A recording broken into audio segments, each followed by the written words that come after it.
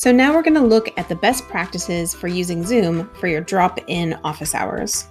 Mostly that's going to consist of using your personal meeting ID, having a second adult if possible, but really just use your professional judgment, and then also just a reminder, this is not a good place for recording.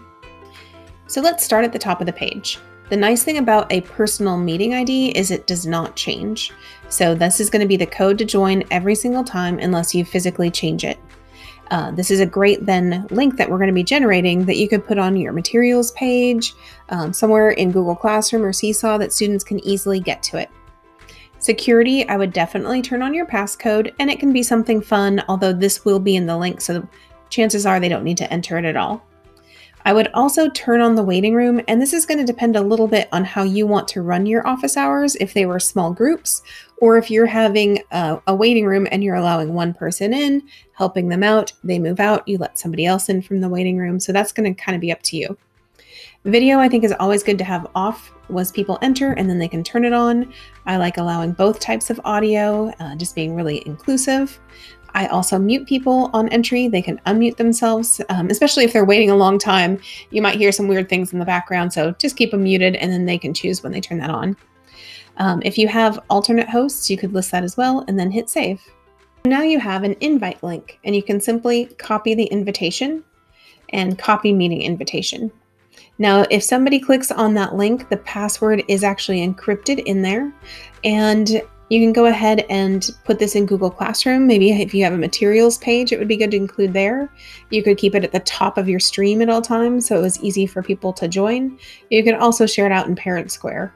You just don't want to put it on something like a website or as your email signature that's going to people outside of our district. You do want to protect this because this link is going to stay the same all year. If you change it, you'd have to let everybody know.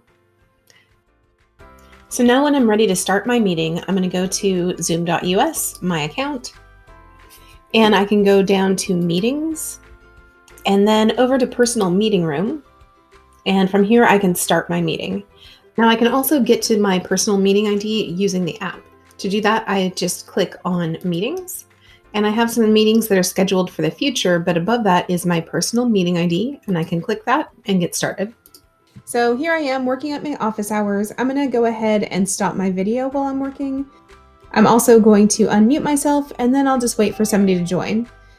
So I'm going to now turn it on. And she's in the waiting room. I'm going to admit her in.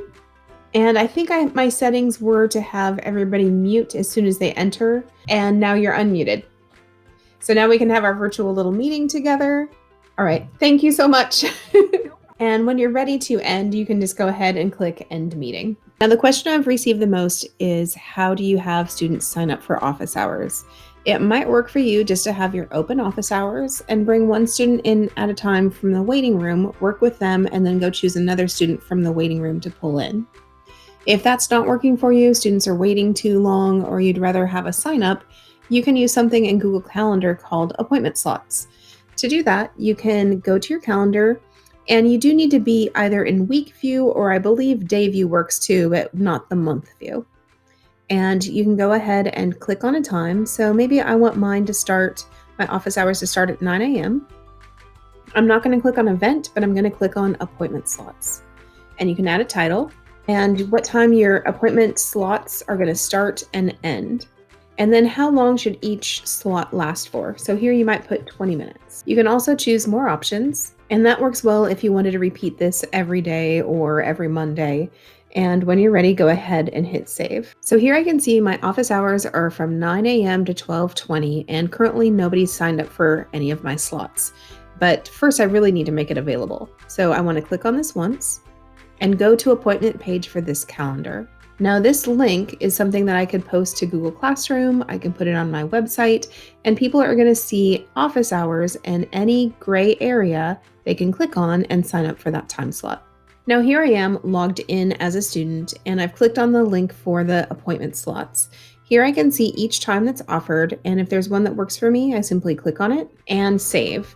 And depending on what you'd like, you can ask students to include a little description of what it is that they want to work on, and when I hit save, it's going to take that time slot away from anybody else using it, and it's going to add it to my calendar as well as the teacher's calendar.